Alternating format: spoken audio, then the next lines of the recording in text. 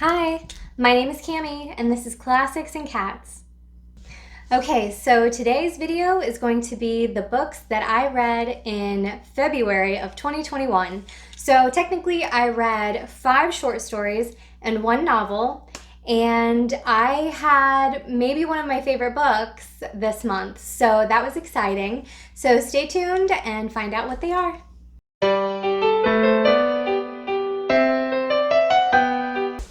All right, so my first short story for this month was A Sound of Thunder by Bradbury. And it's a short story. Did I already say that? It's a short story. And it is about a group of explorers that sign up for a trip. This is in the distant future. And they sign up for an expedition. They get to go on a safari into the past where they can hunt wild dinosaur. So it's a pretty cool concept. So in the future, supposedly, we can travel through time and people make vacations to go to the past or to visit a different time. And this specific agency offers a trip into the past to hunt dinosaur. So what they do is they have a safari leader who takes you out. You are in a specific time, a specific place where they know this dinosaur is going to be crossing. And what they do is they kind of study.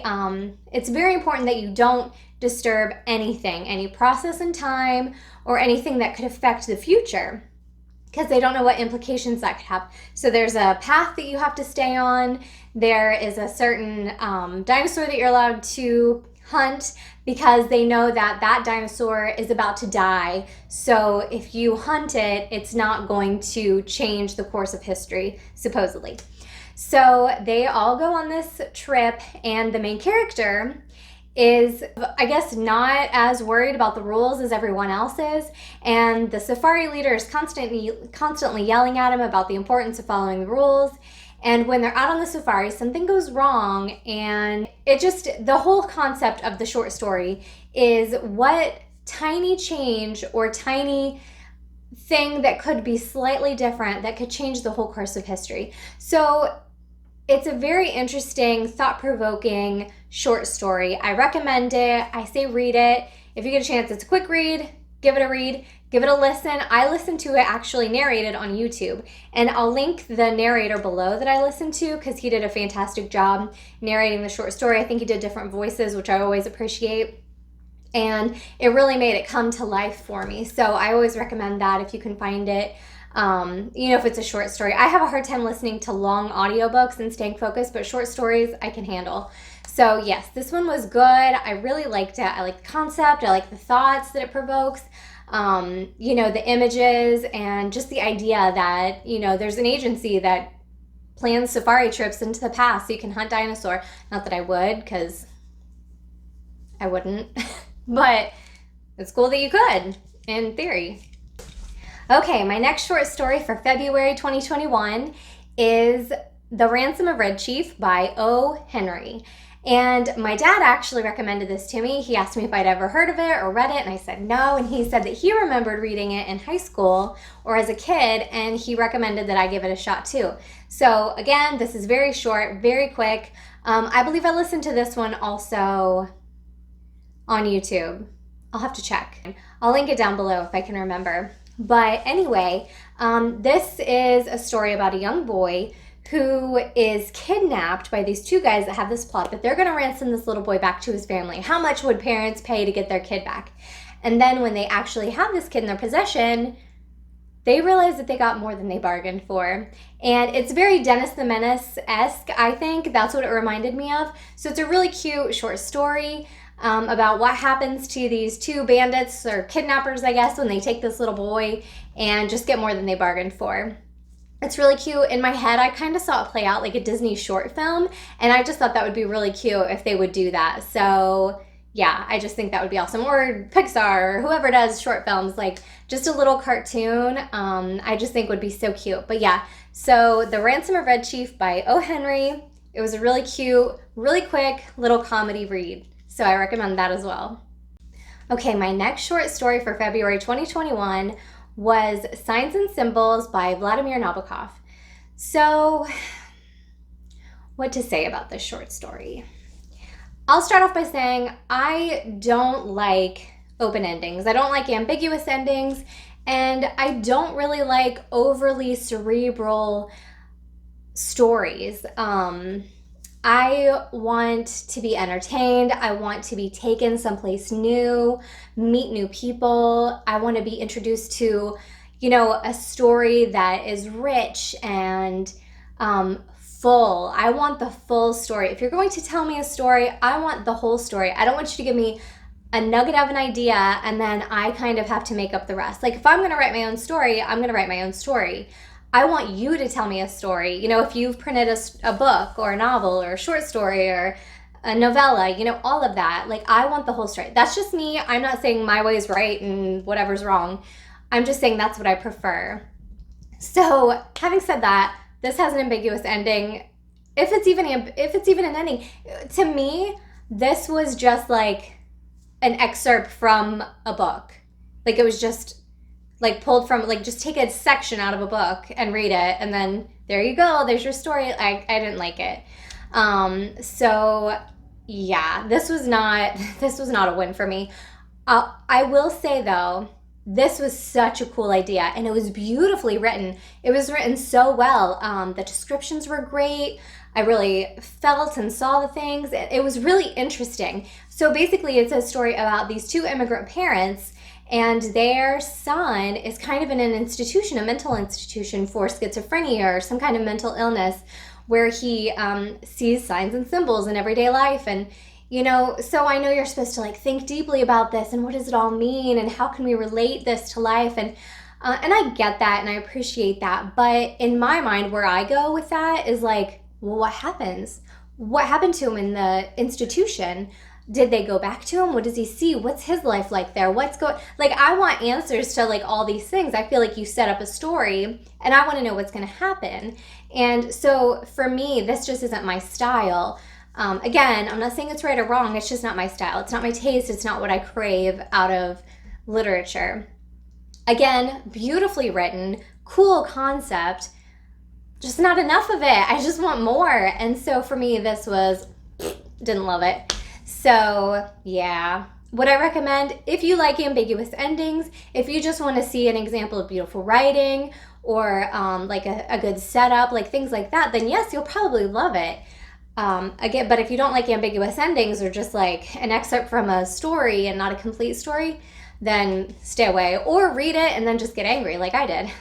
And I think I read it so I think I read it 2 or 3 times because I read the first one and it just ended and I was like, I think I read it online. So I was like, maybe I didn't get like a full copy. Maybe they didn't have the full thing. This was just an excerpt. So I go and look it up someplace else and it ended in the same place. And I was like, no way that's all there's supposed to be. I think I listened to it online too and they cut it off in the same spot and I'm like, oh my gosh, that's all there is. It just wasn't for me. I'll stop ranting, but I'm mad. If you couldn't tell. All right, my next book technically isn't a short story. It was a children's story and it was called The Boy, the Mole, the Fox, and the Horse. And I saw it on Murphy Napier's YouTube channel. I think her video was called like the top 10 books everyone should read or something like that. I'll link it down below. But I watched that video and she mentioned this children's book and I'd never heard about it before. And so I added it to my Goodreads list to read. And then people started liking that I was going to read it. And I was like, man, this must be a really popular book. So I checked it out from my library so that I could read it. And it was beautiful. It's a children's book, but even in the beginning, the author says, whether you're 8 or 80, I hope you get something out of this book. I hope you enjoy it. And it's that kind of book. So if you like The Giving Tree by Shel Silverstein, I think you'll like this.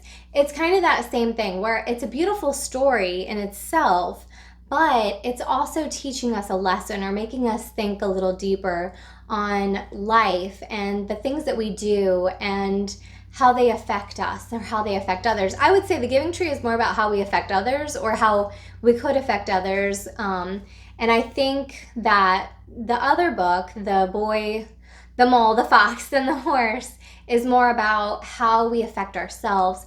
So it's basically teaching you about forgiveness, self-forgiveness, forgiveness of others, loving yourself, loving others, kindness, being kind to yourself, being kind to others, and it's just beautiful. So I would say definitely read this to children, but the concepts, they'll love the pictures. The drawings are just absolutely beautiful.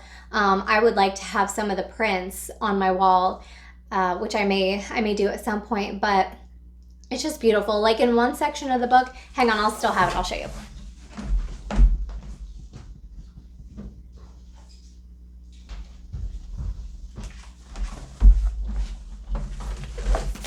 I still have it from the library. So this will just give you an example of kind of the things that are in this book and the messages. But this line, I thought was absolute perfection. Okay, so right here it says, the little boy is on the horse and he's asking the horse, "What is the bravest thing you've ever said?" asked the boy. "Help," said the horse. And I just think that's so beautiful. I mean, it's so profound. I know this is supposed to be a children's book, but I think any adult could read it. And definitely, if you stop and think about it, I think it can be very touching and a good reminder about the way we treat ourselves and the things that we think and how that affects us. And, I think this is also about found family, which is important, I think. But I think this would be a beautiful gift also. If you know someone that's struggled or is struggling with mental health or just,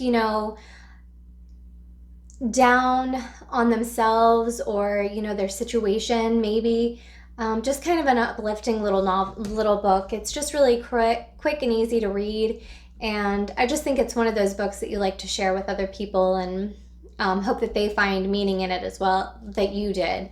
So yeah, so I really enjoyed that book. So The Boy, the Mole, the Fox, and the Horse. It's a heck of a title. But yeah, the drawings in here are just stunning. Some of them, they're just beautiful.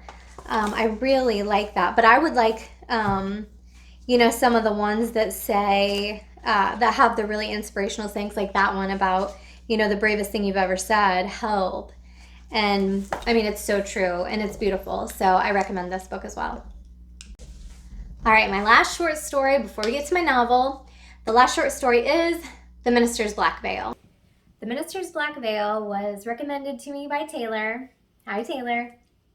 And this is written by Nathaniel Hawthorne. I really like this one. I'd never heard of it before, so I listened to it on YouTube, actually. I listened to it a couple times, and the narration was pretty good. So basically, the premise of this short story is that this minister comes out of his office into church one Sunday, and he's got a black veil over his face, and his parishioners are kind of like, what's going on? And some of them are like, oh, he's probably just sensitive to the light and he needs something to kind of shade his eyes. And then some people are like, he must have done something really bad that he feels guilty about. Everybody's kind of making their own theories. And at first, everybody's just kind of chattering amongst themselves. And then over time, people are starting to get really uncomfortable with it. Some people are scared. Some people are judgmental. And he refuses to take it off. And then people that he'd known for a long time that had invited him to weekly meals at their home stopped inviting him because of this veil. And then the woman that he loved, that loved him, asked him to take off his veil. And he said no, he was going to leave it on until the day he died. And, so their relationship broke up over this veil. For me, it was kind of like the veil that we all wear. We've all got this mask on all the time about, putting forward our best selves, our happiest selves, or, everything's great here. And, maybe there are things that are hurting us, or maybe there are things that we've done to hurt others that we're ashamed of. And I think the veil represents that. And he's wearing it in this physical form because everyone around him is wearing it in the, metaphorical form. And I think it's his way of showing everyone that we all wear a veil and to be open to each other and be accepting of one another. Everyone kind of turned their back on him once he had this veil on, like a physical veil. And, maybe he had a real sin or a real shame that he was also covering up. But again, this was a short story. I listened to it narrated. I'll link it down below if I can find it again. But it was really good. I like Nathaniel Hawthorne's writing. You know, the style of it's a little bit different, but I think you get used to it. I would also like to read, he wrote The Scarlet Letter, and I would like to read that as well. I think I have read a Nathaniel Hawthorne, but I can't think of what it was right now. But anyway, this was a really good read, really short, really quick.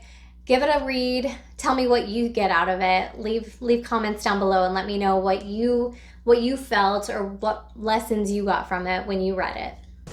All right, and my novel for February 2021 is one of my new favorite books, and it is My Family and Other Animals by Gerald Durrell. So this is what the TV show, The Durrells in Corfu, is based on. And, you know, it's not exactly like the TV show. This is much more PG than the TV show, but the essence of the family is definitely inspired from the book. They're just a quirky cast of characters, and it's just fascinating. They're wonderful. I laughed out loud so many times in this book. You can see this is the first book I've ever put little stickies in, ever. So I would like to start doing that. And now I don't have them color coded by anything specific. I just marked parts that I loved. So this book, he writes in such a stunning lyrical way. His descriptions of Corfu were just beautiful. And I marked them to read and reread, because as a aspiring writer, to read someone else be able to, you know, write comedy so well and write beautiful descriptions so well, you know, it was just like, it's just educational, honestly, to read someone else's beautiful work. So basically the story of this, if you don't know, is about a widow and her 4 children, 3 boys and a girl, who travel to the Greek island of Corfu to live a little bit more cheaply. She's a widow, she doesn't have as much money, so they move to this island to live a little less extravagant. So, you know, they meet a few people while they're there, and their son, the youngest, Gerald Durrell, he is really into nature and animals and being, you know, a scientist and studying the animals and the insects on the island. So there's a lot of descriptions of animals in here. There's a fight between a praying mantis and a gecko, which somehow he made that so interesting. I don't know how. I mean, it was devastating because, you know, I don't like violence, but yeah, it was so good. I love this. It was so amazing. I did not expect to love it as much as I did. And there are 2 more in this series. It's a trilogy. So I definitely want to read the next 2. Again, it's just so funny. It has laugh out loud moments, has beautiful descriptions. Read it in the summer so it feels like you're on the Greek island, you know, reading in the sunshine and you feel like you're there. It's winter here, so I didn't feel that. But I mean, I was lost in it. I could almost feel the sunshine and sand because of the descriptions were so well written. But what else can I say about this? Oh, this is very character driven. This is not plot driven. It's very much about the characters, the people, what's going on around them, how they interact, and you know, it's just so cute. It's so cute. I can't recommend it enough. It's so great. It's just so funny. I can't do it justice. You have to read it. You just have to. Yeah, but so this was a new favorite. I added it to my favorites list. I want to read the other 2 in the series, and I might even look for he wrote some books that are, you know, more scientific about nature and animals and insects, so I might look into those as well. But yes, I definitely recommend this. If you haven't read it already, give it a read. And this was a gift to me from my friend Renee. Thank you, Renee. I absolutely loved it. You're a genius at picking out books. So yeah, I really appreciate the gift, and I really loved the read. So that's all I have for February. My cat is nowhere to be found. Mason! He's gonna pretend he doesn't hear me. All right, I'll see you all in the next video. I hope you come back, and remember, be kind to yourselves as well as others, and always be kind to cats. Love you. Bye. I found Mason. Mason, how do you feel about all the books that I read in February, honey? Do you think I did a good job? Yeah? Oh, good. Thank you. Everybody liked your picture that you took with my favorite book of the month, My Family and Other Animals. I love you. I'm gonna have to change my channel name to just Classics and Cats That Try to Hide When You Film.